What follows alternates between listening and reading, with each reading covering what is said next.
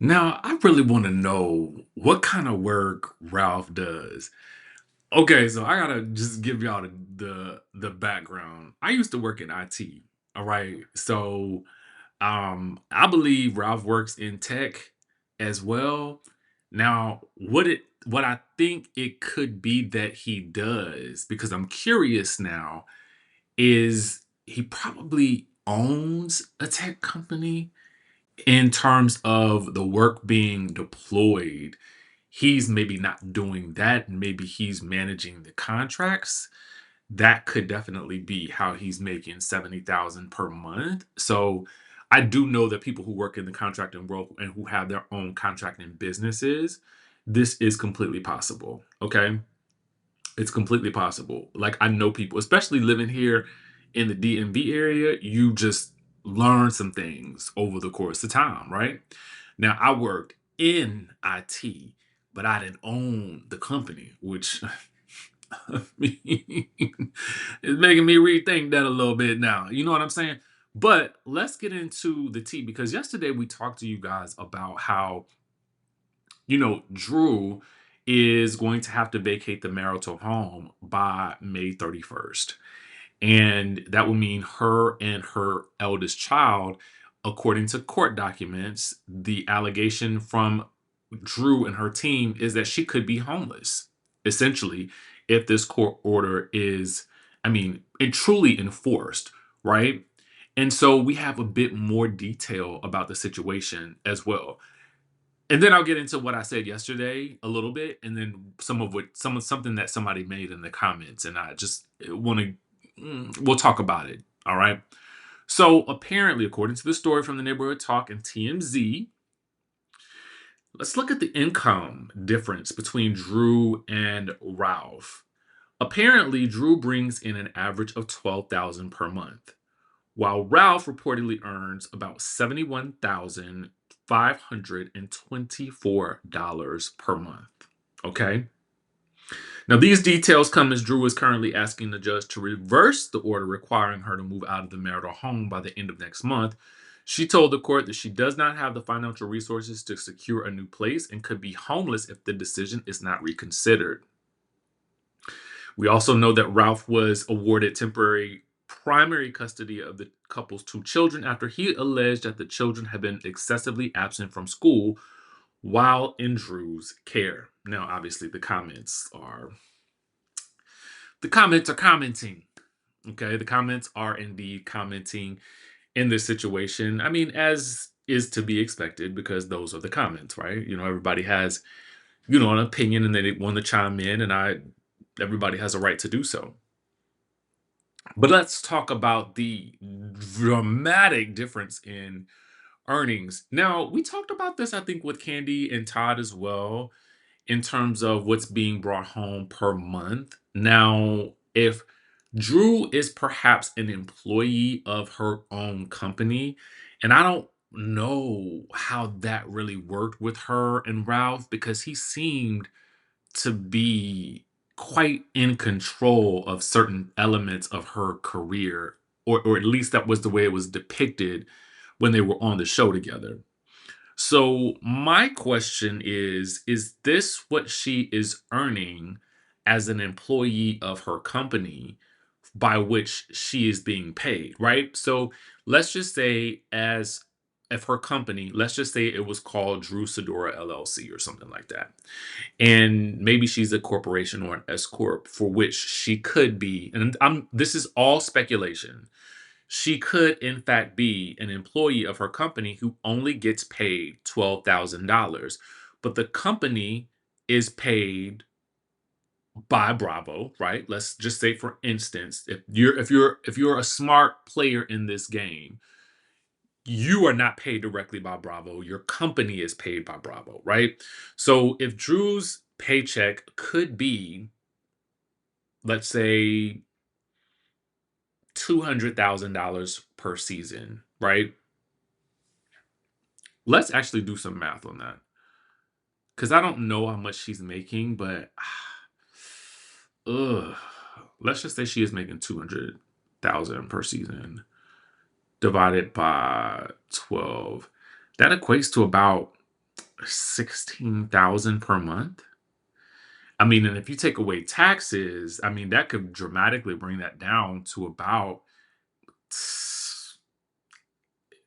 12, 11, 10,000 per month. So we could be in the ballpark with that number of which she is actually being paid and then paid by her company based on a couple of different factors and how she's doing her taxes. I mean, which is it's hard to tell, right? It's hard to say. And so I know a lot of people think, well, you're on TV. Aren't you getting paid all this much money? But think about it like this. She's being paid for the time that she works. You're being paid per season. And depending on what she's negotiating, I would say because we have 8 housewives, everybody ain't making big balling money. Everybody's not making big balling money. Now she's been on this show for what, at least 5 seasons, I think, if not more. 5 seasons. Let's go for five. I mean, in this day and age, we know that the numbers aren't what they used to be for these shows. So I would also wonder what the numbers look like behind the scenes for the paychecks for these shows. And the idea would be that the exposure on the show would also help you generate revenue from other streams. So, if you guys saw my video from yesterday, you will know I laid out an entire plan for Drew for what I would do. And if you are looking for assistance with your own content monetization plan, then hop into our live masterclass that is happening tonight at 7 p.m. to 9 p.m. The link is in the description. Anyone who has attended our previous masterclasses can attest to what goes down and the assistance for which I am trying to provide based on what I've also been able to do with content and also what I know is possible if you put in the work. Okay. So it's strategy and it's plans for execution. And then the rest is up to you to fill in the gaps of what you need to do next. Because the money and content is there. And I really think that Drew should capitalize on that. Okay. So let's move on to our next story because we've got to talk about Pinky Cole. Okay. So, what's going on with Pinky? You might be asking. There's a lot that's going on. In the upcoming episode, she will be meeting with well, spoiler alert, let me just say that. She's going to be sitting down to discuss a bankruptcy, I guess maybe filing for bankruptcy on the show. So, you will see some of this happen. I don't want to say in real time because it was already filmed, but you will start to see this conversation come up. Okay. So, what exactly is happening? And I want to shout out the Neighborhood Talk for the previous story and also the Jasmine brand for this. So it says slutty vegan founder Pinky Cole asked the judge to seal her finances in ongoing bankruptcy case. According to TMZ, TMZ is always got the tea, y'all. I mean, they always got. How do they get? They always get everything, right? She's asked the judge for permission to file a sensitive financial paperwork under seal as her Chapter 11 bankruptcy case continues. Pinky reportedly argued that details from the case have already circulated online and been amplified by content creators and media coverage, raising concerns that any additional filings could quickly spread across the internet. She noted that because multiple companies tied to her business empire are involved, she is required to submit extensive financial disclosures as part of her proceedings. Her concern appears to center on preventing deeper public access to private records tied to both her personal finances and her businesses. The latest filing comes just weeks after she scored a courtroom win involving one of her Georgia properties, where a judge ordered a creditor to return the home after it had been seized during the bankruptcy battle. That earlier legal fight put even more attention on her financial situation, likely adding urgency to her push for privacy now. Now, with the cameras bringing even more eyes to her world, this latest legal move is sure to keep fans talking about what's really happening behind the scenes of the slutty vegan mogul's empire. Should celebrity business finances stay private during bankruptcy cases, or is public scrutiny fair game? Oh, first of all, shout out to the Jasmine brand for, I love that they went even deeper with this question, and I want to definitely dive into it because I just think that that is fascinating to me that they didn't just give us the story, they gave us something to really also think about with this one. My answer to this is, and there's a comment here that I love. Someone says she's actually smart for filing for bankruptcy. Companies and people do it all the time, which we have discussed at length on this channel. I personally think that if you are in a situation where you are completely destitute and you are strapped and struggling to try to figure it out, then take the route that so many millionaires have taken and also take advantage of what the system is able to provide you with bankruptcy. And that is this is me speaking from somebody who knows people who have filed for bankruptcy, but also have we've seen it happen. Okay? Think about the person in office. How many times that person has filed for bankruptcy?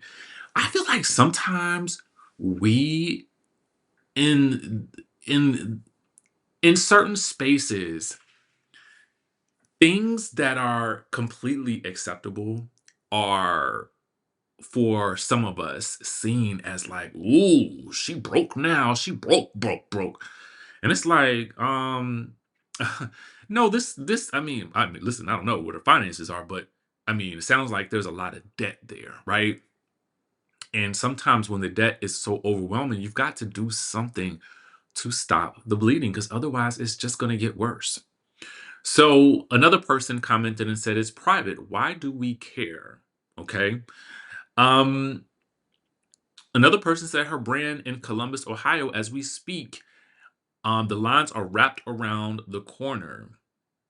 Mm. So here's my answer to that question. Well, somebody else also says this. How the heck you go on a reality show and you file bankruptcy and don't tell me she didn't know? Um, okay, so let's talk about that. Do I think that the financial records for the bankruptcy should remain sealed? Yeah, I do. I do. I mean, I think because you sign up for a reality TV show, I think, yeah, you give us your reality, but in terms of what is happening in your actual bank account, um, not really. No. I mean, that should probably make you extra cautious about how you speak about what you're doing. But I don't really think that I don't think that the public should have access to that. I think at some level, we know you're going through bankruptcy. That's really the basis of what we need to know. And we can see how you maneuver through that process emotionally and how it's handled within the group. But in terms of opening up all of those finances and having the public scrutinize, this purchase, that purchase, I don't even, that to me, I don't really care to know all that. That's just me as personally, as a content creator who has, the content creators have been mentioned here, right? I don't want to know that. When someone asks how you go on a reality show and you file bankruptcy, I personally just have been watching these shows long enough, and we've seen financial issues come about on some of these shows, and we see how people have been able to bounce back from them by being on these shows. So I would assume that if an offer came up to be on a reality show for you to actually then find a way to make some additional income and bring some light to promote your business, that you would want to do it. Like it's a job. So take the job, but understand that there is public scrutiny that comes with it.